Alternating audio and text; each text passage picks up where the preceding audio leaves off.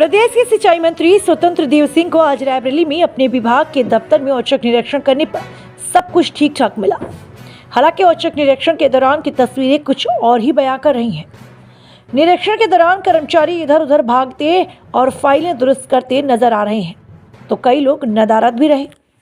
वहीं मंत्री जी का मानना है कि जितने उपस्थित रहे उतने ही काफी हैं, क्योंकि वह और ज्यादा के गायब रहने की उम्मीद लगाए थे।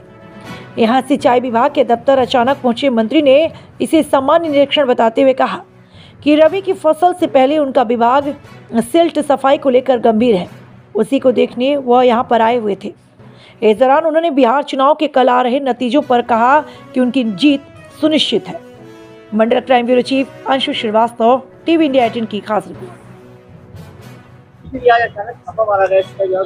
छापा नहीं मारा गया, मतलब मैं निकल रहा था इस समय। राज्य के अंदर हमारी नहरों की सिल्ट की सफाई इस समय चल रही है और थोड़ा बरसात होने के बीच में कारण थोड़ा विलम्ब हो गया है और रबी के फसल में पानी की आवश्यकता थोड़ा 6, 7, 8, 10 दिन बाद पड़ेगा और 15 दिन का हमें समय मिलता है कि नहरों को बंद करके सिल्ट सफाई करते हैं।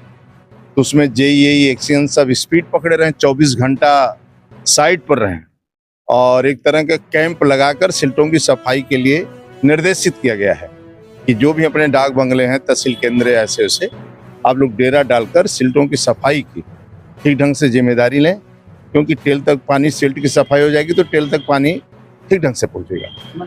तो हमेशा सिल्टों का पानी हमेशा पहुंचता है। तो इस बार भी अभियान में अब हम लोग सड़क पर उतरे हैं कि सिल्ट की ठीक ढंग से सफाई हो जाए, किसान को, गांव गरीब किसान को किसी प्रकार की परेशानी न हो, क्योंकि आदरणीय योगी जी की सरकार है। तो किसी गरीब को सिंचाई विभाग से तकलीफ न हो, पानी पहुंच जाए। यहाँ भी आया था ऑफिस में देखने के लिए कैसा मेरा विभाग है, तो थोड़ा सा सफाई जिस प्रकार ध्यान देना चाहिए वैसा नहीं है। फिर भी कर्मचारी 1-2 को छोड़कर बाकी 100% उपस्थिति रही, सभी कर्मचारी उपस्थित रहे। मैं सोचता था रायबरेली जैसे जगह पर मिलेंगे नहीं 3-4 बजे, फिर भी सभी कर्मचारी उपलब्ध रहे और विभाग के काम में तन्मयता के साथ काम कर रहे हैं और उपस्थिति 1-2 रही, बाकी अनुपस्थित रहे, बाकी उपस्थिति सब है।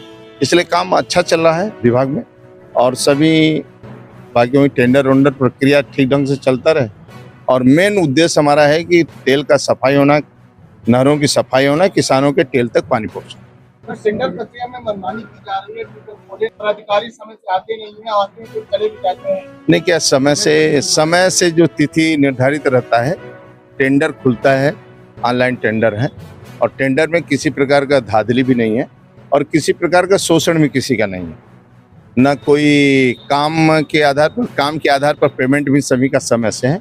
कोशिश करता हूं कि जो लोग काम करें, जब से हमारा डीवे मतलब इस समय जितने हमारे 23-24 मतलब जिस प्रकार से सफाई और बाढ़ की भी जिस समय परियोजना मेरी चलती है, मैं कोशिश करता हूं कि 100% पेमेंट हो जाए। जब से मैं मंत्री बना उस समय से कोशिश करता हूं किसी ठेकेदार का पेमेंट न रुके। तो राज्य के अंदर इस समय बाढ़ वालों को भी पेमेंट होगा, जो नहरों का काम सफाई होगा उनको भी समय से मैं पेमेंट करूंगा, किसी प्रकार ठेकेदार को परेशानी नहीं।